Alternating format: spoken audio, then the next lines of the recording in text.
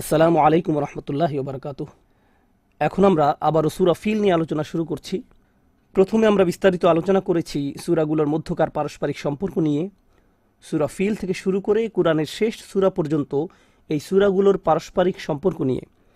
এরপরে আমরা আলোচনা করেছি ঐতিহাসিক পটভূমি নিয়ে, যেটা মাথায় রাখাটা খুব গুরুত্বপূর্ণ এই সূরার মূল আলোচনা শুরু করার আগে। আর ইনশাআল্লাহ তাআলা এখন আমরা শব্দে শব্দে বিশ্লেষণ শুরু করব আমাদের অতীতকালের স্কলারদের দৃষ্টিভঙ্গি অনুসরণ করে। যখন আমরা তাদের দৃষ্টিভঙ্গি নিয়ে পড়াশোনা করব, তখন বুঝতে পারবো কেন আগের আলোচনাগুলো গুরুত্বপূর্ণ এবং কেন পটভূমি জানাটা গুরুত্বপূর্ণ সূরাটি সম্পর্কে ভালো একটি ধারণা পাওয়ার জন্য। তো আমরা শুরু করছি গুরুত্বপূর্ণ একটি মন্তব্য দিয়ে। মন্তব্যটি করেছেন ডক্টর ফাদেল সালেহ আস-সামিরাই। তিনি বলেছেন, হিয়া সূরাতুন ফিহা ইবরাতুন লিকুল্লি তাগিয়াতিন মুতাকাব্বিরিন মুতাজাব্বিরিন ফি কুল্লিল উসুরি ওয়াল আজমান। তিনি বলেন, এই সূরাতে রয়েছে সতর্কবাণী এবং শিক্ষা প্রত্যেক উদ্ধত অত্যাচারী স্বৈরাচারীর জন্য, যেটি সকল যুগের, সকল জাতির, সকল সভ্যতার জন্যই সমানভাবে প্রযোজ্য। তো তিনি বলেন, সূরাটি শুধুমাত্র অত্যাচারী আব্রাহার কাবা আক্রমণের ঘটনা বর্ণনা করছে না, বরং সূরাটি এই মেসেজ দিচ্ছে এমন প্রত্যেক ব্যক্তিকে যারা সাধারণ জনগণের উপর ধ্বংসযজ্ঞ চালাতে চায়, এবং এমন শাসক অথবা জাতিকেও যারা অন্য জাতিকে পদানত করে রাখতে চায় তাদের সামরিক শক্তির দ্বারা, এটা ভেবে যে আমাদের মতো শক্তির বিরুদ্ধে দাঁড়ানোর মতো কোনো ক্ষমতাই কারো নেই। এই অহংকারপূর্ণ ধারণার কারণে তারা তাদের অত্যাচার করে যায় এবং এর পরিণাম নিয়ে সামান্য চিন্তাও করে না। যখন কোনো একটি মানব সমাজ ক্ষমতায় থাকে না, তখন তারা আইনের শাসনের কথা বলে এবং মানুষকে আইন মেনে চলতে বলে। কিন্তু যখন কোনো একটি শ্রেণীর হাতে ক্ষমতা এসে যায়, তারা বলে আইন হলো অন্য সবার জন্য, আমরা আইনের ঊর্ধ্বে, আইনের শাসন সকলের জন্য ভালো, কিন্তু আমাদের হিসাব ভিন্ন, আমরা আইনের বাইরে। আর যদি তারা সকল আইন ভঙ্গও করে, কে তাদেরকে থামাবে? কারণ তারাই তো সবচেয়ে ক্ষমতাধর সভ্যতা। ইতিহাসে বারবার এরকম ঘটে এসেছে, আমাদের সময়েও এরকম উদাহরণ পাওয়া কঠিন নয়। সূরাটির বিষয়বস্তু এই দিকের প্রতি ইঙ্গিত করে। এখন ডক্টর ফাদেল ওনার যুক্তি উপস্থাপন করছেন যে কেন তিনি মনে করেন এটি সূরাটির বিষয়বস্তু। কেন আমরা সূরাটির বিষয়বস্তুকে শুধুমাত্র আব্রাহার কাবা আক্রমণের ঘটনায় সীমাবদ্ধ না করে অন্য সকল সময়ের জন্য এটিকে প্রযোজ্য মনে করব, যেটা আসলেই গুরুত্বপূর্ণ। এজন্যই আরবিতে তারা ক্রিয়াপদটি এসেছে। এখন বিভিন্নভাবে এটিকে ব্যাখ্যা করা যায়। আয়াতের প্রথম অংশে সরল অনুবাদ হলো, আপনি কি দেখেননি? সরলভাবে পুরো আয়াতটির অনুবাদ এরকম, আপনি কি দেখেননি আপনার পালনকর্তা হস্তি বাহিনীর সাথে কেমন আচরণ করেছে? এই পরিচিত অনুবাদটি সম্ভবত আপনারা আগেও শুনেছেন, কিন্তু ডক্টর ফাদেল শুধুমাত্র প্রথম অংশ বিশ্লেষণ করেছেন, বিশেষভাবে তারা ক্রিয়াপদটি। এটি ব্যবহৃত হয়েছে বর্তমান কাল হিসেবে, আর সরল বাংলা অনুবাদে আয়াতটি এসেছে অতীতকালে, তাই না? আলাম তারা, অর্থাৎ আপনি কি দেখেননি, এটা অতীতকাল। কিন্তু আরবি ভাষার অলঙ্কার শাস্ত্রের চমৎকার একটি কারুকাজ রয়েছে আয়াতটিতে।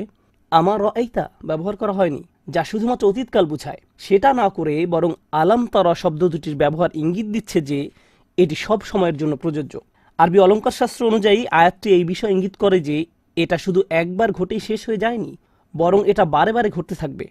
আর ভাষাগত দিক থেকে এই সূরা সম্পর্কে চমৎকার আরও বিষয় আমরা শিখব, যে কিভাবে আয়াতে অতীতকাল, বর্তমানকাল এবং ভবিষ্যৎকালের পরিবর্তন চমৎকার অর্থ বহন করে।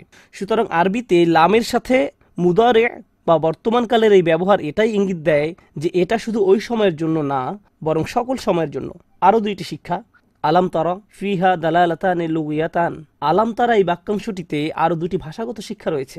প্রথম শিক্ষাটি হলো এটা দিয়ে বোঝাতে পারে এমন কিছু যেটা আপনি চোখ দিয়ে দেখেন, অথবা এমন কিছু যেটা আপনি হৃদয় দিয়ে অনুধাবন করেন বা কল্পনা করেন। তো আপনি কি দেখেননি আয়াতটিকে নেওয়া যায় আক্ষরিকভাবে, কিন্তু আপনি কি দেখেননি এই আয়াতটিকে রূপক অর্থেও নেওয়া যায়। রূপক অর্থে অন্যান্য ভাষাতেও একই ধরনের শব্দের ব্যবহার লক্ষ্য করা যায়। যেমন আমরা বাংলায় বলি, ইতিহাসে আমরা আজ সামুর জাতি ধ্বংসপ্রাপ্ত হওয়ার দৃষ্টান্ত দেখতে পাই। এর অর্থ এটা না যে আপনি আসলেই সেখানে থেকে তাদের ধ্বংস হওয়া নিজের চোখে দেখেছেন। এজন্য আপনি কি দেখেননি এই আয়াতের অর্থ এটাও বোঝায় যে আপনি কি চিন্তা করেননি, আপনি কি ভেবে দেখেননি, আপনি কি উপলব্ধি করেননি, আপনি কি এই বিষয়ে যথেষ্ট পরিমাণ শোনেননি। এজন্য আপনি যখন দেখা শব্দটি ব্যবহার করেন, আক্ষরিক অর্থে ব্যবহার না করে মাঝে মাঝে রূপক অর্থেও ব্যবহার করেন। এমনকি যখন আপনাকে কেউ কিছু বুঝিয়ে বলে, বিষয়টি বুঝতে পেরে আপনি বলেন, ও আই সি। যদি আপনি টেলিফোনে কথা বলছেন, আপনি আসলে কিছুই দেখছেন না, তো আপনি দেখা শব্দটি ব্যবহার করেছেন, কিন্তু আক্ষরিক অর্থে না, বরং রূপক অর্থে। কেন এই বিষয়টি গুরুত্বপূর্ণ? কারণ বেশিরভাগ তাফসির কারকদের মতে আলাম তারা, আপনি কি দেখেননি, এই প্রশ্নটি করা হয়েছিল রসুল সাল্লাল্লাহু আলাইহি সাল্লামকে। কিন্তু তিনি আসলে হস্তি বাহিনীকে নিজের চোখে দেখেননি, তিনি সেখানে ছিলেন না। অধিকাংশ বর্ণনা মতে তিনি জন্মগ্রহণ করেছিলেন এই ঘটনার কমপক্ষে 50 দিন পরে, একই বছরে কিন্তু 50 দিন পরে। তো এটা স্পষ্ট যে তিনি এই ঘটনা দেখেননি, কিন্তু তিনি এই ঘটনার বর্ণনা বারবার শুনেছিলেন, যা আমরা জানব তাফসীরকারকদের বর্ণনা থেকে। দ্বিতীয় ভাষাগত শিক্ষাটি হলো এটা মনোজগতে প্রচণ্ড ঝাঁকুনির অর্থ প্রকাশ করছে। কেউ যখন এভাবে আপনার সাথে কথা বলে, আপনি কি অনুধাবন করেননি? আপনি কি চিন্তা করেননি? এর মাধ্যমে বক্তা আপনার আবেগকে জাগ্রত করার চেষ্টা করে। আর সূরাতে এরকমভাবে বলার মাধ্যমে এটাই আল্লাহ তার রসুল সাল্লাল্লাহু আলাইহি সাল্লামের সাথে করেছেন। এখন আমরা কোরআনের বর্ণনা ভঙ্গি সম্পর্কে চমৎকার আরও একটি বিষয় শিখব, যাকে বলা হয় ইলতিফাত। আমি জানি এগুলো বেশ ভারী ভারী পরিভাষা, কিন্তু আমি চেষ্টা করব যতটা সম্ভব সহজ করার। ইলতিফাত বলতে বোঝায় বক্তব্যের লক্ষ্যবস্তুতে এক ধরনের পরিবর্তন। কখনো আল্লাহ কথা বলছেন রসুল সাল্লাল্লাহু আলাইহি সাল্লামকে উদ্দেশ্য করে, কখনো তিনি কথা বলছেন সমগ্র মানবজাতিকে উদ্দেশ্য করে, আবার কখনো তিনি বলছেন অবিশ্বাসীদের উদ্দেশ্য করে, কখনো তিনি রসুল সাল্লাল্লাহু আলাইহি সাল্লামকে বলছেন যাতে তিনি কাফেরদের কথার জবাব দেন। এক্ষেত্রে আল্লাহ কাফেরদের সাথে সরাসরি কথা বলতে চাইছেন না, বরং রসুল সাল্লাল্লাহু আলাইহি সাল্লামকে বলছেন যে তিনি যাতে তাদেরকে জবাব দেন। কুল, তাদেরকে বলো। তিনি সরাসরি তাদেরকে বলছেন না, বরং তার রসুলকে বলছেন যে তিনি যাতে তাদেরকে বলে দেন। কখনো তিনি বলছেন ইয়া আহলাল কিতাব, কখনো ইয়া বানি ইসরাইল, কখনো ইয়া আইয়ুহাল্লাযীনা আমানু। বুঝতে পারছেন? ভিন্ন ভিন্ন শ্রোতা। কিন্তু এই সূরাতে কাকে উদ্দেশ্য করে বলা হচ্ছে? রসুল সাল্লাল্লাহু আলাইহি সাল্লামকে উদ্দেশ্য করে বলা হচ্ছে। কিন্তু কুরআন হলো বারবার পড়ার বিষয়। তো যদিও রসুল সাল্লাল্লাহু আলাইহি সাল্লামকে উদ্দেশ্য করে বলা হচ্ছে, আরও কারা শুনতে পাচ্ছে? কাফেররা। আর এই কথোপকথন থেকে তারা দুটি বিষয় বুঝতে পেরেছিল। এক, আল্লাহ তার রসুল সাল্লাল্লাহু আলাইহি সাল্লামের সাথে কথা বলছেন। দুই, তিনি এমন একটি ঘটনা বর্ণনা করছেন যা তারা দেখেছিল, রসুল সাল্লাল্লাহু আলাইহি সাল্লাম দেখেননি। কিন্তু অধিকাংশ বর্ণনা অনুযায়ী জনসংখ্যার বড় একটি অংশ, বিশেষত কুরাইশদের মধ্যে বয়স্করা ঘটনাটি স্বচক্ষে প্রত্যক্ষ করেছিল। এখন আমরা এই বিষয়ে শাওকানি রাহিমাহুল্লাহর দেয়া ব্যাখ্যা জানব। হুয়া তাজিবু লাহু সাল্লাল্লাহু আলাইহি সাল্লাম বিমা ফাআলাল্লাহু। আল্লাহ হস্তি বাহিনীর সাথে যা করেছিলেন এটা রসুল সাল্লাল্লাহু আলাইহি সাল্লামের জন্য ছিল বিস্ময়কর এবং চমৎকৃত হওয়ার মতো বিষয়। যদিও তিনি বলছেন কদ আলিমাত ইয়া মুহাম্মদ, আপনি ইতিমধ্যে জানেন ও মুহাম্মদ, ওয়া আলিমান নাসুল মাওজুদুনা ফি আসরি, অথবা আপনার সমসাময়িক মানুষরা ভালো করে জানে, মিন বাদিহিম, এমনকি সেই সকল মানুষ যারা এর পরে এসেছে, মা বালাগাহুম মিন আখবারিল মুতাওয়াতিরি মিন কিসসাতি আসহাবিল ফিল, কারণ ধারাবাহিকভাবে তারা বারবার হস্তি বাহিনীর বর্ণনা শুনে এসেছে। এখন এটা জানা গুরুত্বপূর্ণ যে মানুষ কেন হস্তি বাহিনীর ঘটনাটি এত ভালোভাবে জানতো, কেন এটি এত জনপ্রিয় ছিল। কারণ তখন পুরো শহরটি খালি হয়ে গিয়েছিল, তাদেরকে পাহাড়ে গিয়ে আশ্রয় নিতে হয়েছিল এবং শহরটি ধ্বংস হওয়ার কথা ছিল। আর আগে আরবদের কোনো ক্যালেন্ডার ছিল না। তো এই ঘটনার পরে তারা এরকম বলতো, অমুক ঘটনা ঘটেছে আমুল ফিলের 2 বছর পর, অথবা আমুল ফিলের 1 বছর আগে। অন্য কথায় হস্তি বর্ষটি তাদের ক্যালেন্ডারে পরিণত হয়ে গিয়েছিল। এটা তাদের কাছে এতই গুরুত্বপূর্ণ ছিল যে তাদের পুরো ক্যালেন্ডারই এটাকে কেন্দ্র করে আবর্তিত হতে থাকলো। আর কাবাই ছিল কুরাইশদের জীবন জীবিকার অবলম্বন। তো এই ঘটনাটি তাদের জন্য এক প্রকার ধর্মীয় রক্ষা কবচ হিসেবে পরিণত হলো, যার কারণে কাবার সম্মান আরো বেড়ে গেল। মনে আছে আল্লাহ কিভাবে অলৌকিকভাবে এই ঘরকে রক্ষা করেছেন? মনে আছে কিরকম বিস্ময়করভাবে এটা হয়েছে? এভাবে কুরাইশরা এটাকে এক প্রকার রক্ষা কবচ হিসেবে ব্যবহার করত, কাবাকে তাদের ধর্মের কেন্দ্র হিসেবে প্রতিষ্ঠিত করার যুক্তি হিসেবে। যদিও তারা কাবা ঘরে মূর্তি পূজা শুরু করেছিল। ওমা ফাআলাল্লাহু বিহিম ফামা লাকুম লা তুমিনুন, ওমা ফাআলাল্লাহু বিহিম ফামা লাকুম লা তুমিনুন। এটা শাওকানি রাহমাতুল্লাহর দেয়া ব্যাখ্যার শেষ অংশ। তিনি বুঝাতে চেয়েছেন শুধুমাত্র আলাম তারা কাইফা দিয়ে মনে হয় যেন আল্লাহ এরকম বুঝাচ্ছেন, তুমি কি উপলব্ধি করনি আল্লাহ তার শত্রুদের সাথে কেমন ব্যবহার করেছেন? তারপরেও তার উপর ঈমান আনছো না কেন? তোমরা এই বিষয়টিকে ব্যবহার করে গর্ব করছো যে কিভাবে আল্লাহ তার ঘরকে রক্ষা করছেন, কিন্তু তারপরে ঈমানের পথে সামনে এগিয়ে যাচ্ছ না কেন? তারপর আরেকটি বিষয় হলো আয়াতের শুরুতে ব্যবহৃত হামজা, প্রশ্নের আকারে বক্তব্যটির উপস্থাপন। আপনি কি দেখেননি আপনার রব হস্তি বাহিনীর সাথে কি আচরণ করেছেন? যখন প্রশ্নের আকারে কোনো বাক্যকে ব্যবহার করা হয় তখন এর উদ্দেশ্য হয় জোর দেয়া। জোর দেয়া বলতে আমি স্বাভাবিক অর্থে এটিকে ব্যবহার করতে চাই না, কারণ আরবিতে অনেকভাবেই একটি কথায় জোর দেওয়ার অর্থ প্রকাশ করা যায়। এ ধরনের বাক্য ব্যবহার করে এমন ব্যক্তির বিবেককে জাগ্রত করার চেষ্টা করা হয় যে আপনার কাছ থেকে কোনো উপকার পেয়েছে। এই ধরনের প্রশ্নবোধক বাক্য এই জন্যই ব্যবহার করা হয়। অন্যভাবে বলতে গেলে, ধরেন আমি আপনাকে বললাম, আমি কি আপনাকে গত বছর সাহায্য করিনি? একভাবে বলতে গেলে, আমি আপনাকে গত বছর সাহায্য করেছিলাম। এটা একরকম কথা বলার ধরন। কিন্তু আমি যদি আপনাকে খারাপ অনুভব করাতে চাই তাহলে এভাবে বলতে পারি, আমি কি আপনাকে গত বছর সাহায্য করিনি? জানেন শ্রোতাদের জন্য এটা কি ধরনের অর্থ বহন করে? মনে হচ্ছে তুমি ভুলে গেছো গত বছর আমি যা করেছিলাম তোমার জন্য। এজন্য আমি প্রশ্নের আকারে তোমাকে জিজ্ঞেস করেছি, কারণ তোমার আচরণে এটাই মনে হচ্ছে যে তুমি ভুলে গেছো। এজন্যই আমি প্রশ্নের আকারে জিজ্ঞেস করছি। আর এখানে আল্লাহ এটাই করছেন। আলাম তারা কাইফা ফাআলা রাব্বুকা বিআসহাবিল ফিল। এখন আমাদেরকে বুঝতে হবে এই প্রশ্নটি করা হচ্ছে দুটি পক্ষকে উদ্দেশ্য করে। এক পক্ষ হলো রাসূল সাল্লাল্লাহু আলাইহি সাল্লাম নিজে, অপর পক্ষ হলো কাফেররা, যাদেরকে উদ্দেশ্য করে পরোক্ষভাবে প্রশ্নটি করা হয়েছে। কাফেরদেরকে উদ্দেশ্য করে প্রশ্নটি যে করা হয়েছে সেটা বোঝা সহজ।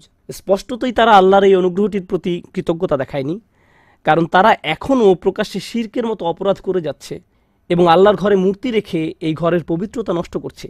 কিন্তু প্রশ্নটি রাসূল সাল্লাল্লাহু আলাইহি সাল্লামের প্রতিও করা হয়েছে। তো এই বিষয়টি আমরা কিভাবে বুঝতে পারবো? এটা বুঝতে পারবো এভাবে যে প্রশ্নটি করা হয়েছে ঘটে যাওয়া একটি ঘটনার স্মৃতিকে জাগ্রত করার জন্য। এর উদ্দেশ্য হলো, আপনি কি এটা চিন্তা করে দেখেননি কিভাবে আল্লাহ তার ঘরকে রক্ষার জন্য এগিয়ে এসেছেন? তাহলে এটাও জেনে রাখুন যে তিনি আপনাকে রক্ষা করার জন্যও রয়েছেন। অন্যভাবে বলতে গেলে রাসূল সাল্লাল্লাহু আলাইহি সাল্লামকে নিশ্চয়তা দেওয়া হচ্ছে আল্লাহর পক্ষ থেকে বিজয় এবং সাহায্যের, যে কোনো উপায়ে তা আসুক না কেন। রাসূল সাল্লাল্লাহু আলাইহি সাল্লামের সামনে কোনো উপায় উপকরণ ছিল না। এটা মক্কি সূরা। তার মানে তার হাতে রাষ্ট্রীয় কোনো ক্ষমতা ছিল না, কোনো সেনাবাহিনী ছিল না, বক্তব্য উপস্থাপনের তেমন কোনো অবস্থান ছিল না। মানুষ তার প্রতি উপহাস করত, তার অনুসারীদেরকে বিদ্রুপ করত। তো সামাজিক, রাজনৈতিক এবং অর্থনৈতিক দিক থেকে তিনি ভালো অবস্থানে ছিলেন না। কিন্তু আল্লাহ বলছেন, যদিও মক্কাবাসীরাও তখন ভালো অবস্থানে ছিল না, তবু আল্লাহ কাবাঘরকে রক্ষা করেছেন। আর সেই আল্লাহই আপনারও প্রতিপালক। আর এর মাধ্যমে আল্লাহ সুবহানাহু ওয়া তাআলা রাসূল সাল্লাল্লাহু আলাইহি সাল্লামকে সাহস দিচ্ছেন। এখন আমরা আবার কিছুটা ঐতিহাসিক বর্ণনায় যাচ্ছি। ফালাম্মা বালাগা করিবা মিন মক্কা, যখন আব্রাহা মক্কায় পৌঁছল, খরাজা ইলাইহি আব্দুল মুত্তালিব, রাসূল সাল্লাল্লাহু আলাইহি সাল্লামের দাদা আব্দুল মুত্তালিব তার কাছে আসলেন। আরাদ আলাইহি সুলাসা আমওয়ালি তিহামা ইয়ারজিউ ফাআবা। আব্দুল মুত্তালিব আব্রাহার সাথে আপোষ মীমাংসা করার চেষ্টা করলেন। তিনি বললেন, আমরা আপনাকে তিহামা অঞ্চল থেকে প্রাপ্ত আয়ের 1/3 দিব। কিন্তু আব্রাহা এই প্রস্তাব প্রত্যাখ্যান করল এবং সে তার সেনা প্রস্তুতি শুরু করলো এটা প্রকাশ করার জন্য যে তোমাদের মীমাংসা প্রস্তাবের আমার কোনো প্রয়োজন নেই, আমার কাছে তোমাদের এই মীমাংসা প্রস্তাবের কোনো মূল্য নেই। এখান থেকে আবারও আমরা শিখছি সেই সকল মানুষ অথবা জাতি সম্পর্কে যাদের অন্য মানুষের উপরে ক্ষমতা আছে। অপরপক্ষ তাদের সাথে যতই আপোষ মীমাংসার চেষ্টা করুক না কেন, তারা অদ্ভুত আচরণ করবেই। এর ফলে যে ধ্বংসযজ্ঞ অথবা দুর্ভোগ আসুক না কেন, এর ফলাফলের পরোয়া তারা করে না। আসহাবুল ফিল সরল আক্ষরিক অনুবাদ হবে হাতিটির অধিকারী জনগোষ্ঠী। এখানে আরবি হাতি শব্দটি একবচন, কিন্তু আমরা জানতে পেরেছি যে তাদের সাথে কমপক্ষে 9 থেকে 13টি হাতি ছিল। তো কেন আফিয়াল হলো না? কেন বহুবচন ব্যবহার না করে একবচন ব্যবহার করা হলো? কারণ সবচেয়ে বিখ্যাত হাতিটির কারণেই তাদেরকে সবাই বিশেষভাবে চিনত। যখন তারা হাতিটির কথা বিশেষভাবে বলতো, তারা একটি হাতিকে নির্দিষ্টভাবে বোঝাতো, যার নাম ছিল মাহমুদ। এটি ছিল বিশাল আকৃতির একটি হাতি। তারা এই হাতিটির জন্য বিখ্যাত ছিল। তো তারা ছিল বিশেষ একটি হাতির অধিকারী জনগোষ্ঠী।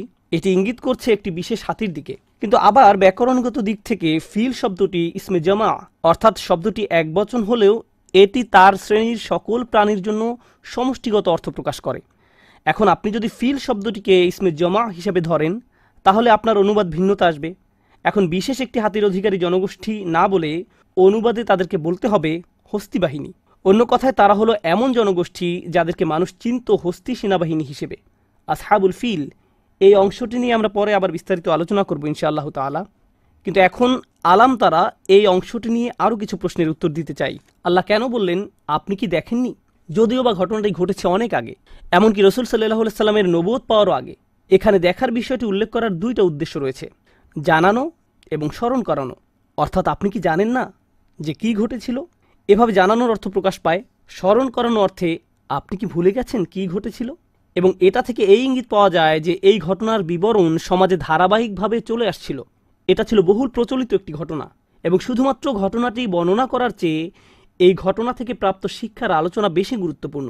আবার একই ধরনের বর্ণনাভঙ্গি আপনি কি দেখেননি? এই বর্ণনাভঙ্গিটি কোরআনে ব্যবহৃত হয়েছে তিরস্কার করার ক্ষেত্রে। কোরআনের অন্য জায়গায় একই ধরনের উদাহরণ পাওয়া যায় যেখানে আল্লাহ তাআলা আলাম তারা ব্যবহার করেছেন তিরস্কার অর্থে। আলাম ইয়ারাউ কাম আহলাকনা ক্বাবলাহুম মিনাল কুরুন। আল্লাহ বলেন, তারা কি দেখেনি তাদের অনেক আগে কতবার কত জাতিকে আমরা ধ্বংস করে দিয়েছি।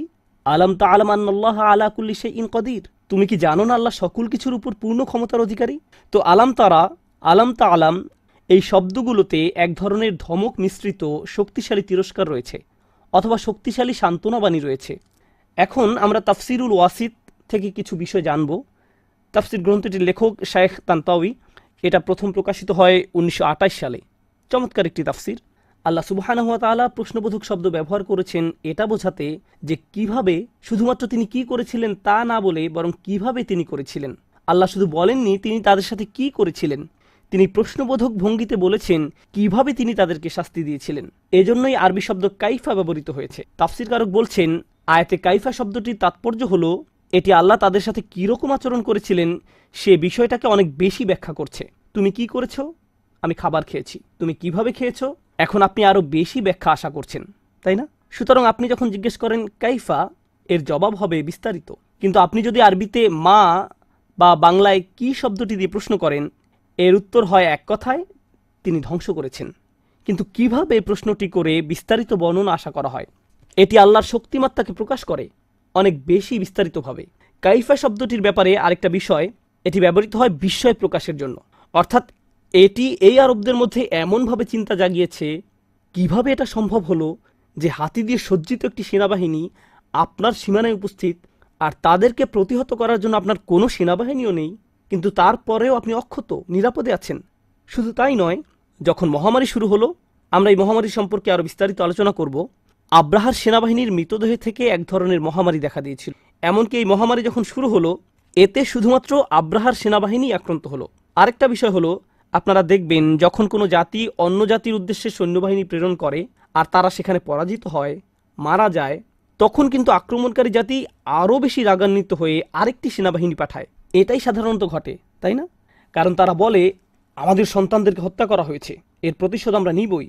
আব্রাহা কিন্তু জীবিত ফিরে গিয়েছিল। সে আরব ভূমিতে মারা যায়নি, সে ইয়েমেন পর্যন্ত যেতে সক্ষম হয়েছিল।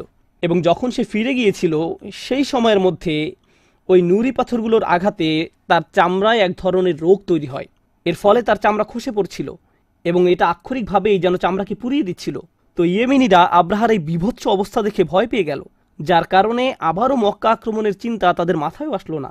কারণ তারা বলল, যদি আমরা মক্কাবাসীদেরকে হত্যা করতে সমর্থ হইও, এর ফলে আমাদেরকেও আব্রাহার মতো একই রোগে আক্রান্ত হয়ে মৃত্যুবরণ করতে হবে।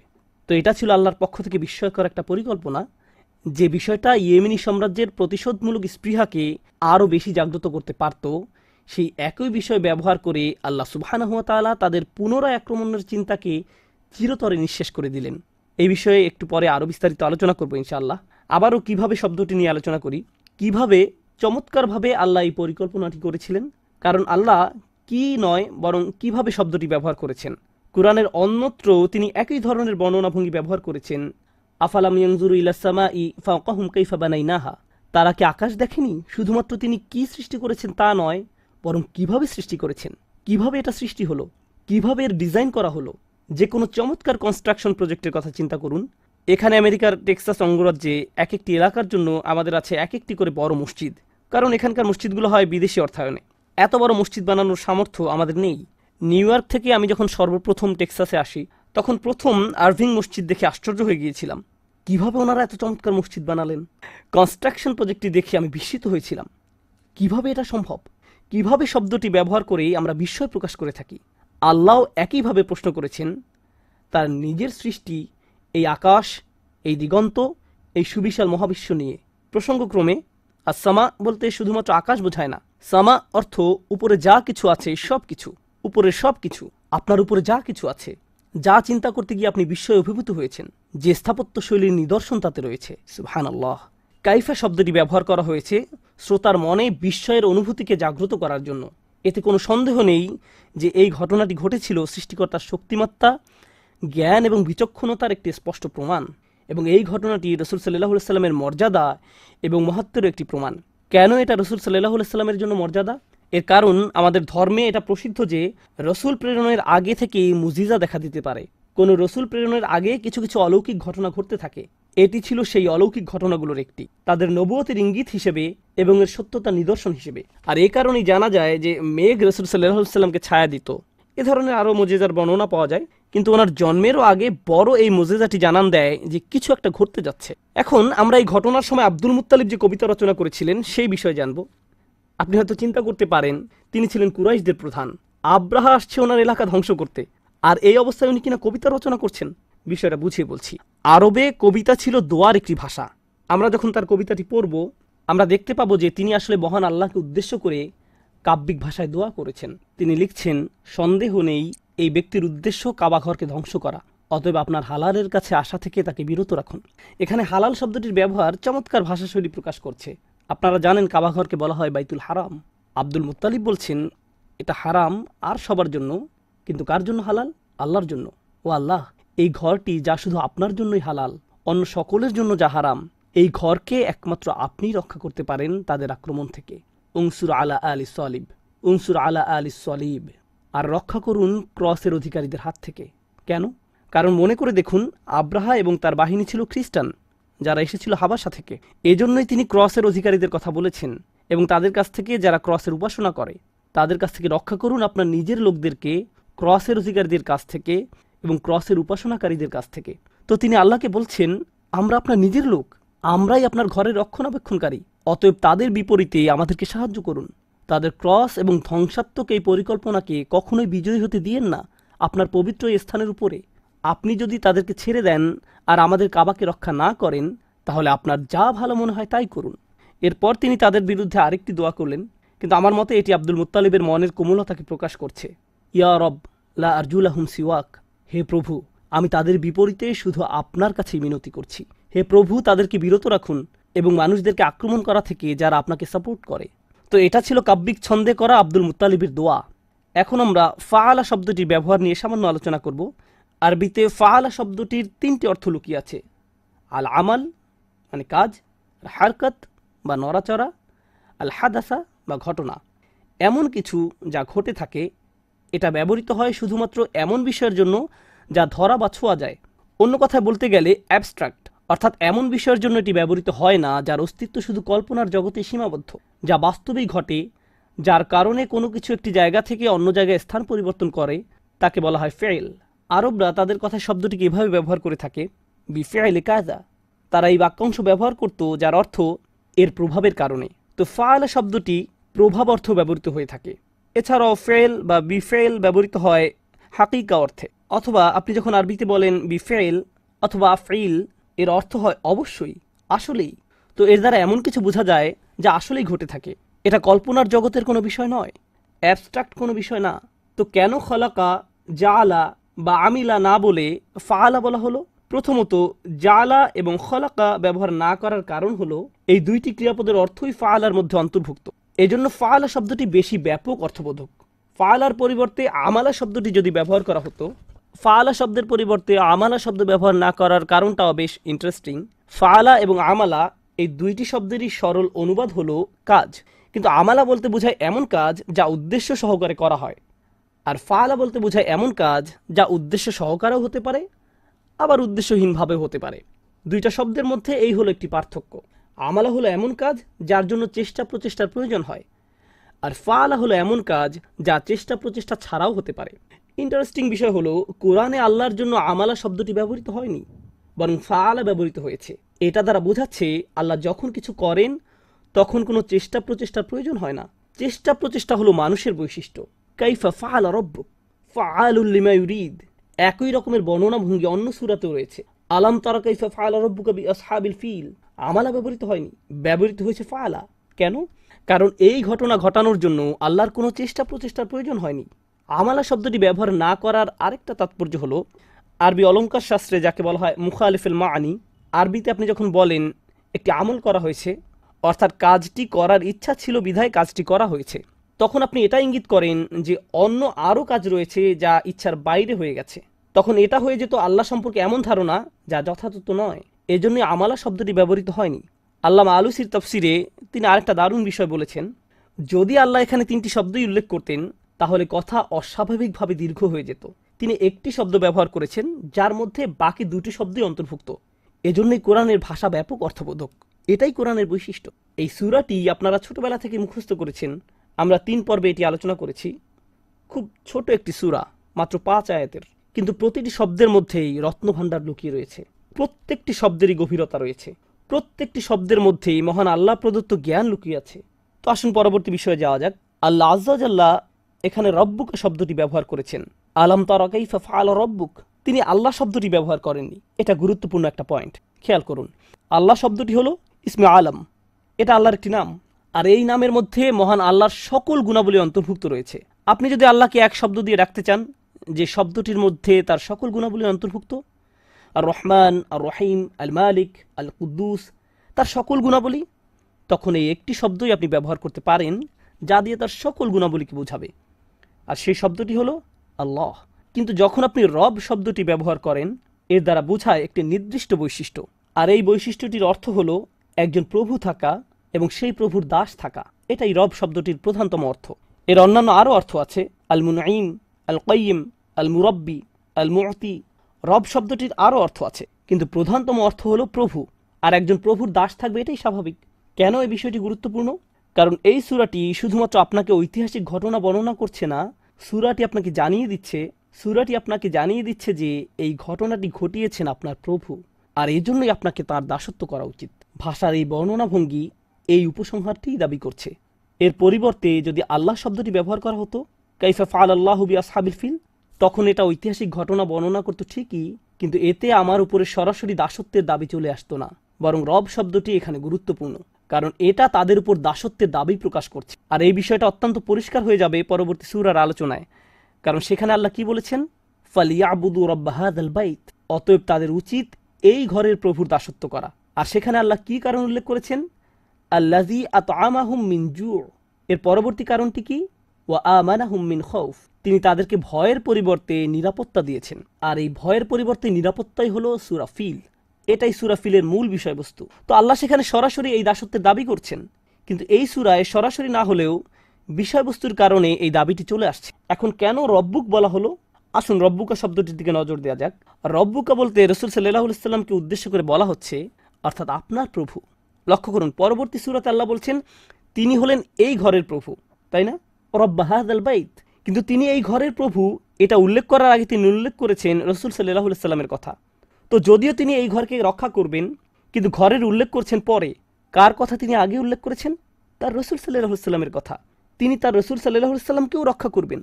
এটা আসলে বক্তব্য উপস্থাপনের অত্যন্ত শক্তিশালী একটি ধারণা, কারণ সূরা কুরাইশের বিষয়বস্তুর বেশিরভাগই কুরাইশদের অর্থনীতি নিয়ে। সূরা ফিল হলো কাবাঘরকে নিয়ে, কিন্তু সূরা ফিলে কাবাঘরের নাম উল্লেখ করা হয়নি। কাবাঘরের কথা উল্লেখ আছে সূরা কুরাইশে, কিন্তু সূরা ফিলে কার উল্লেখ আছে? রাসূল সাল্লাল্লাহু আলাইহি ওয়াসাল্লামের। আগে আমরা যা আলোচনা করেছি এটা সে বিষয়কে আরো জোরালোভাবে প্রকাশ করছে। যখন আল্লাহ তার রাসূল সাল্লাল্লাহু আলাইহি ওয়াসাল্লামকে বলছেন আমি কাবাঘরকে রক্ষা করেছি, এর চেয়ে বেশি গুরুত্ব দিয়ে আমি আপনার সুরক্ষার ব্যবস্থা করব। তাই এখন আমরা এই বিষয়ে তাফসীর গ্রন্থগুলোতে আসা আলোচনাগুলো পড়ব। রব্বুকা বলার অনেকগুলো কারণ উল্লেখ করা হয়েছে। প্রথম কারণটি হলো কাআন্নাহু ক্বালা তাআলা, বিষয়টা এমন যেন আল্লাহ বলছেন ইন্নাহুম লাম্মা শাহাদু হাদাল ইন্তিকাম, যখন তারা আল্লাহর প্রতিশোধ স্বচক্ষে দেখতে পেল আর এরপরেও মূর্তি পূজা ত্যাগ করেনি, ও মুহাম্মদ সাল্লাল্লাহু আলাইহি সাল্লাম, আপনি এই ঘটনাটি নিজের চোখে দেখেননি, তারপরেও আপনি আল্লাহর এই অনুগ্রহকে স্বীকার করেছেন কৃতজ্ঞতা এবং আনুগত্য সহকারে। এ কারণে বিষয়টি এমন যেন হস্তি বাহিনীর উপর আল্লাহর এই শাস্তি আপনি নিজে দেখেছেন। এটা পরিষ্কার যে যারা শিরক করে আপনি তাদের সাথে সম্পর্ক ছিন্ন করেছেন এবং অন্য সবার মধ্য থেকে আমি আপনাকে মনোনীত করেছি। অন্যভাবে বলতে গেলে রাসূল সাল্লাল্লাহু আলাইহি সাল্লামের চরিত্রের উপর এটা এক ধরনের প্রশংসাসূচক সাক্ষ্য বা টেস্টিমনি। ফাআকুল, আমি বলছি, রব্বুকা, তোমার প্রভু। এটা বলার মাধ্যমে আল্লাহ বলছেন আমি আপনার সাথে আছি, আপনার পক্ষে আছি, তাদের পক্ষে না, বরং আমার অবস্থান তাদের বিরুদ্ধে, যেমন আমার অবস্থান ছিল আব্রাহা এবং তার বাহিনীর বিরুদ্ধে। তো এর মাধ্যমে তাদেরকে ভয় দেখানো হচ্ছে, এটা জানানোর মাধ্যমে যে সেই আল্লাহ যিনি আব্রাহাকে ধ্বংস করেছিলেন এখন তিনি পরিষ্কারভাবে রাসূল সাল্লাল্লাহু আলাইহি সাল্লামের পক্ষে। রব্বুক শব্দটি বলার দ্বিতীয় কারণটি হলো আমি হস্তি বাহিনীর সাথে এটা করেছি শুধুমাত্র আপনার অর্থাৎ রাসূল সাল্লাল্লাহু আলাইহি সাল্লামের মহত্বকে প্রকাশ করার জন্য এবং আপনার আগমনকে সম্মানিত করার জন্য। আমি আপনার তত্ত্বাবধান করেছি আপনার জাতিরও আগে। তো এখন আপনি নবুয়ত পাওয়ার পর কিভাবে আপনার তত্ত্বাবধান ত্যাগ করতে পারি? এবং এর মধ্যে এই ইঙ্গিত রয়েছে যে রাসূল সাল্লাল্লাহু আলাইহি সাল্লাম বিজয়ী হবেন এবং মক্কায় শাসন প্রতিষ্ঠা করবেন এবং আল্লাহর ঘরকে অপবিত্রতা থেকে মুক্ত করবেন। আমরা আলোচনা করেছি কেন আল্লাহ শব্দটি সরাসরি ব্যবহার করা হয়নি, কেন রব্বুল কাবা বা অন্য কিছু না বলে রব্বুকা বলা হয়েছে, যা রাসূল সাল্লাল্লাহু আলাইহি সাল্লামকে ইঙ্গিত করছে। এখন আমরা আল বিকাই রাহিমাহুল্লাহর একটা মন্তব্য পড়ব, এরপর পরের পয়েন্টে যাব। রব শব্দটি ব্যবহারের মাধ্যমে রাসূল সাল্লাল্লাহু আলাইহি সাল্লামের প্রতি সম্মান প্রদর্শনের জন্য এবং রব্বুকা বলার মাধ্যমে মহান আল্লাহর আরেকটি বিষয় তুলে ধরেছেন, আর তা হলো তিনি এই ঘরের মধ্যে হওয়া শিরকের কুৎসিত রূপ তুলে ধরছেন। তিনি হলেন সেই প্রভু যিনি এই ঘরকে রক্ষা করেছেন। তোমরা কিভাবে সেই ঘরেই অন্য মিথ্যা উপাস্য রাখার দুঃসাহস দেখিয়েছ?